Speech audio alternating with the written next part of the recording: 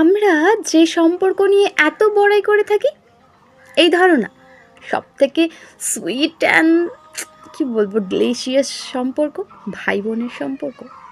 ছোটোবেলায় আমরা বলে থাকি আমাদের ভাই বোনের রিলেশনশিপটা এতটাই সুইট, এতটাই আমরা দুজনের ওপর দুজন ডিপেন্ডেন্ট, আমাদের সব কিছু আমরা সব কথা সবাইকে শেয়ার করি।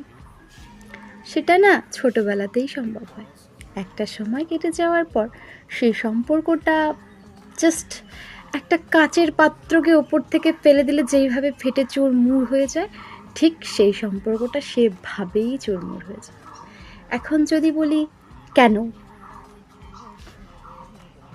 প্রচুর কারণ রয়েছে। একটা কারণ যদি বলি, ইনকাম।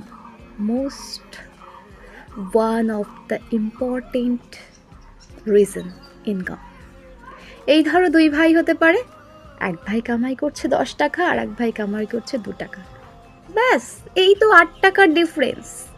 এই 8 টাকার ডিফারেন্সে সেই ছোটোবেলার মিষ্টি মুহূর্তটা না জাস্ট একটা সেকেন্ডের মধ্যে ভেঙে চুরমার হয়ে যায়। এটা হলো ইনকাম সোর্স। তারপর আরও যদি বলি একটা এক্সাম্পল, স্ট্যান্ডার্ড। ভাবো এখনকার দিনের জেনারেশন তো খুবই আলাদা। আচ্ছা, নেক্সট টপিকে স্ট্যান্ডার্ড বলছি।